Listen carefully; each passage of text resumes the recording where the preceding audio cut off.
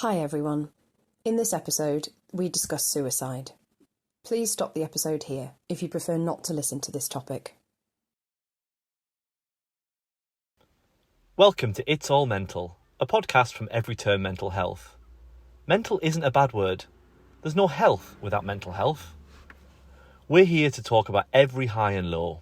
No limits, just good conversations. Hello everyone, I'm joined today by Steve Phillip, who is the founder of the Jordan Legacy. And Steve is on a mission to help us move towards a zero suicide society. Steve, thank you so much for joining us today. Thank you for the invitation, Adam. So Steve, I just want to open up first and just ask you to talk to us about Jordan and your son Jordan and tell us Jordan's story.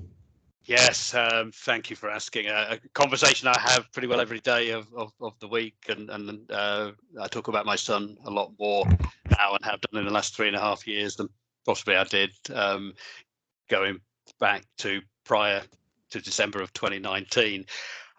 Jordan, my son, who tragically took his own life on December the 4th of 2019. It'd be very easy to talk about his illness and mental health challenges and his suicide, and I will come back to that in a moment. But yeah, Jordan was a young man of 34 when we lost him.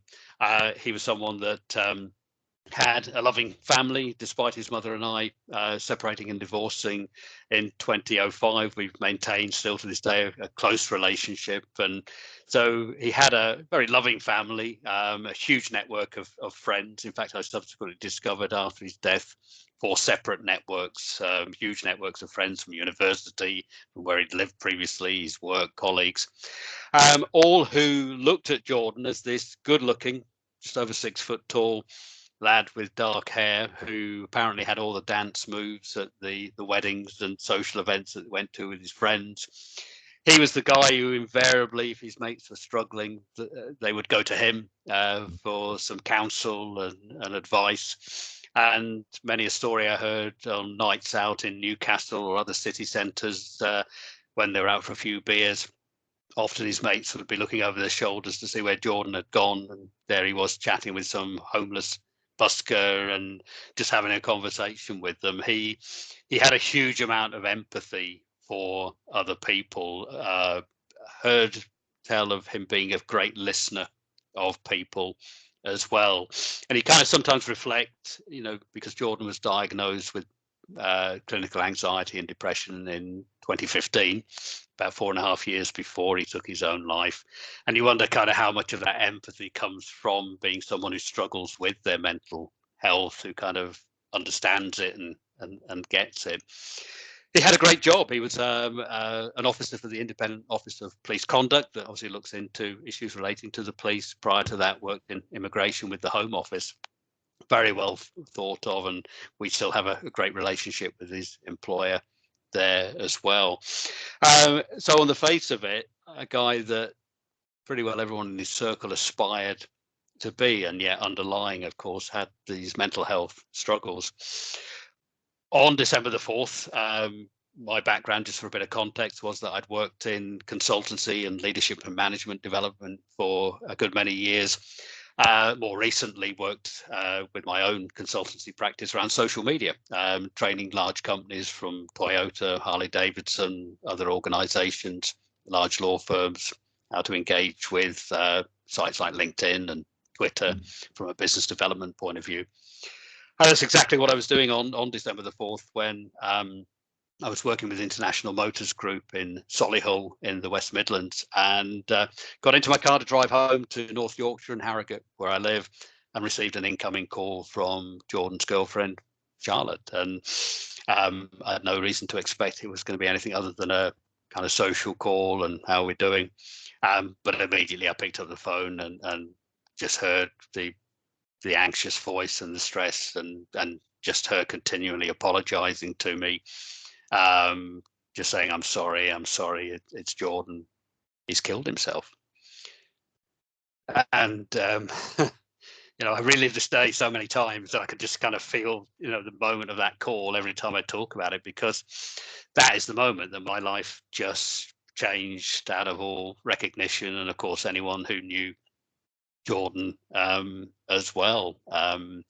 We're now 3.5 years on from that date and that phone conversation, and there are many milestones that we've had since, from birthdays to anniversaries and things like that. And just this last week, having a conversation with Charlotte herself, who's actually a trained clinical psychologist, and she was about to put her dissertation in at that time. Charlotte and I had a conversation this week to say she's just had her last therapy session with her counsellor. They both agreed that now is the time. And you think, this is 3.5 years on. So the impact was huge. It was enormous. The ripple effect that we know about had a huge impact, of course, on the immediate family, on work colleagues, on Jordan's network of friends. And as I discovered over the next couple of years, particularly, many people that learned of Jordan's death and his suicide that had a connection with him at one point or another. This ripple effect seemed to just extend beyond the UK and overseas to where Jordan had people that knew him or had worked with him or spent time with him. Very shortly after Jordan's death, as I was suffering with personal trauma, physical trauma myself, from violent head twitches to all kinds of physical issues I had.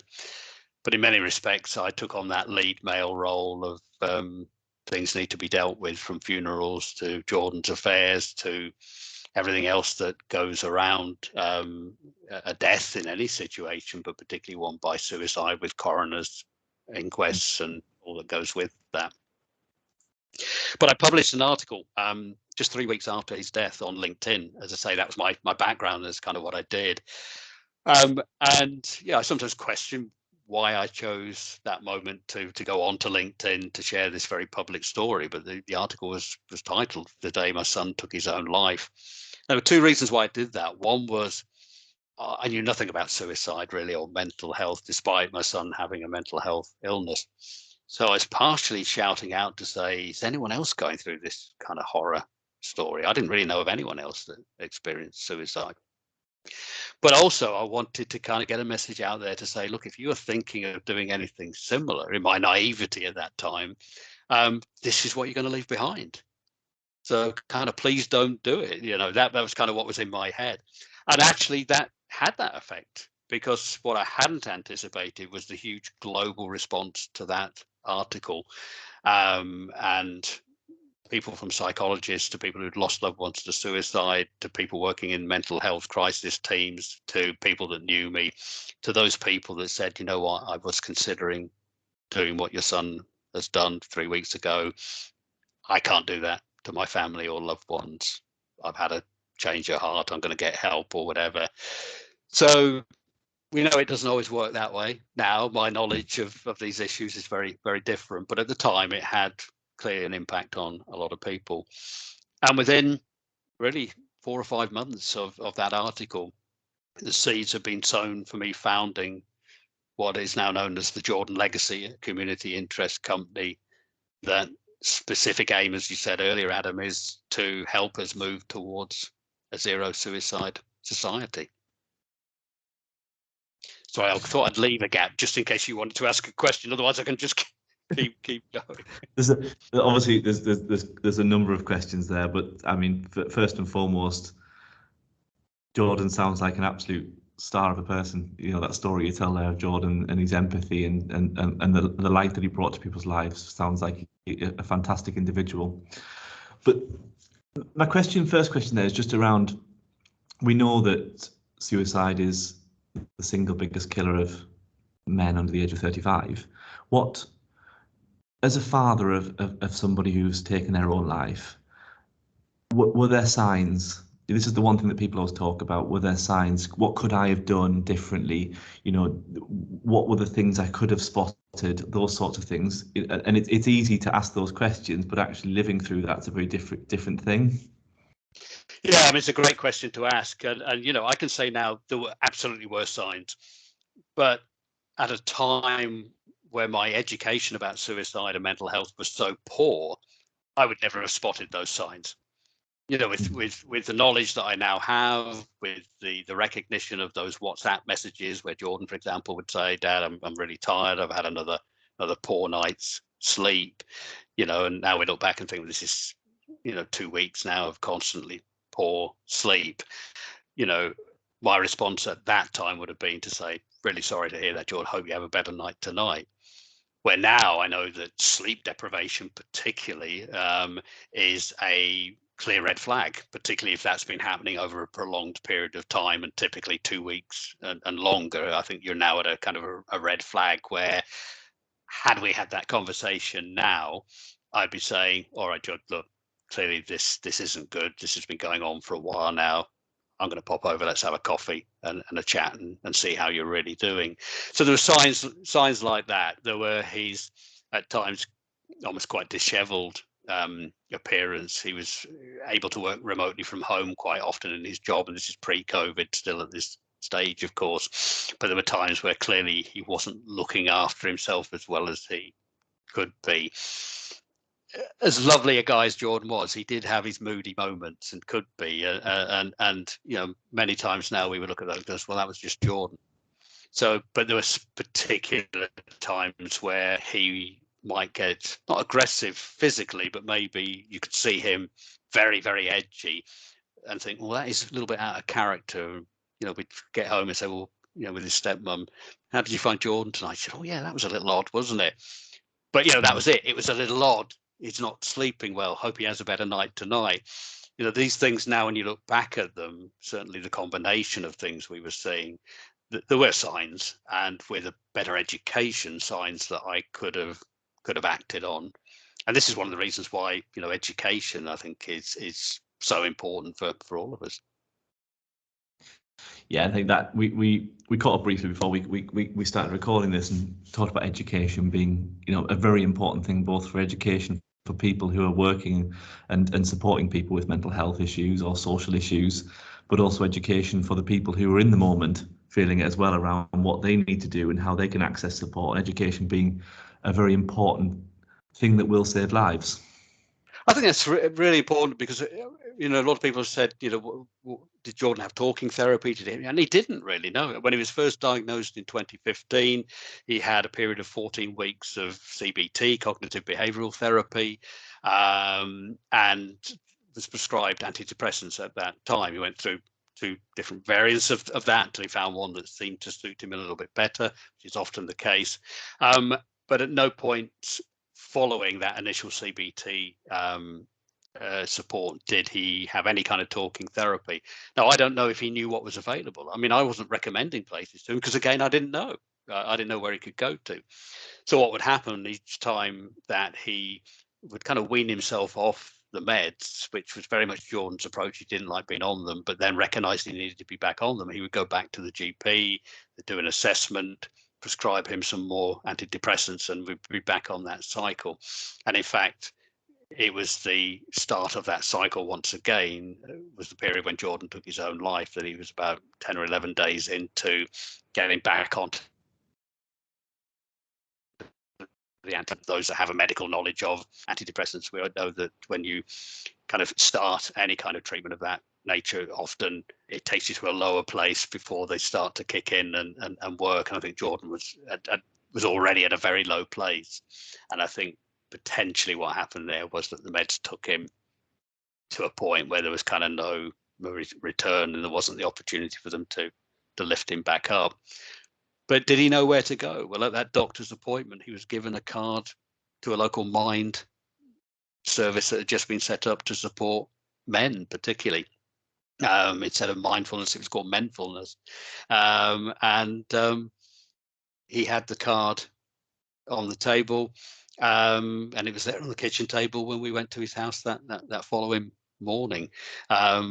Ironically, it turns out that the email address wasn't working that was on there, and I subsequently had a conversation with Charlotte, who said, yeah, we felt, we joked a little bit about it at the time. Remember, he tried to make contact, but the email address wasn't working, and he kind of left it. But that was it. That's all he had, one card, and that contact wasn't working. And, he had no idea where else he could go, I assume, but I never had that conversation with Jordan, of course. Before we came on, we talked about a term which you've coined that I'm actually stealing now forever, which is around post-traumatic growth. And we talked about the good things that can come out of a tragedy and the good things that can come out of a very tragic situation. And the Jordan Legacy is obviously one of those things. Could you tell me a bit more about the Jordan Legacy and around what you're doing and why it's important to you?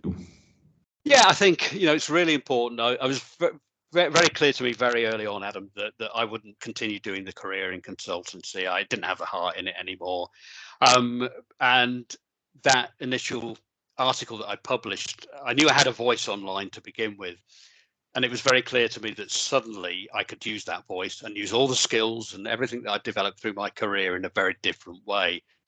And the more I started to talk to people about the issues around suicide, it seemed very clear to me that I wanted to do something. Wasn't quite sure what it was.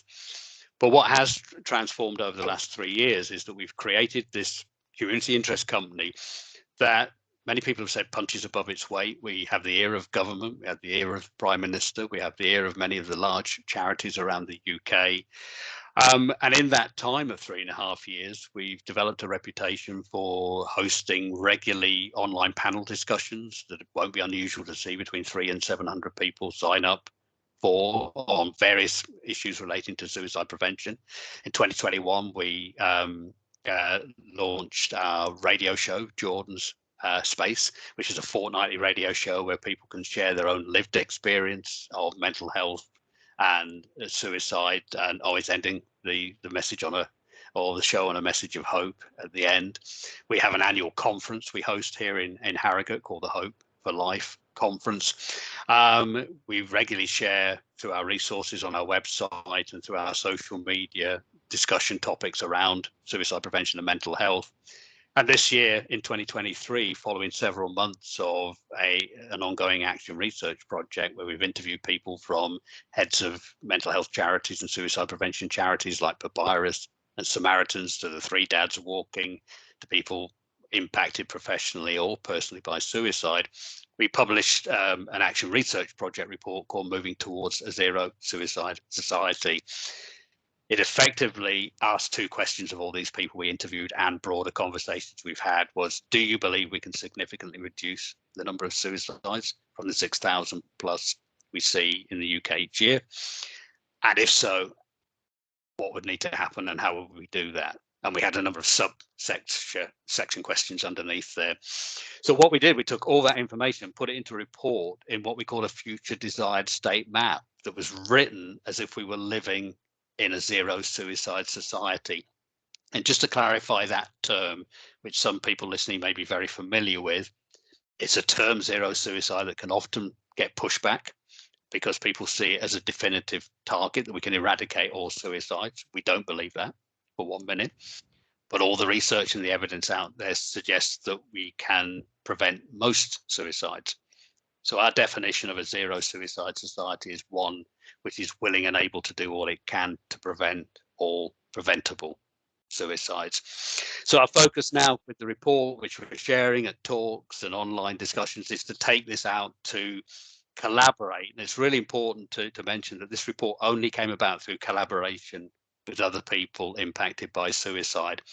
Everything we do going forward will be through collaboration with others.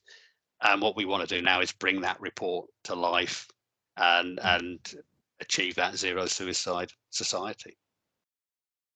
And that's the most important thing here, isn't it? Turning all of that into actionable things that we can do that will actually start to impact that staggering number of suicides there that we need to impact. So thank you so much for that work, because I've read the report and we'll put a link into the report as well for people to read it, because fascinating piece of research with some real clear things that will make a difference.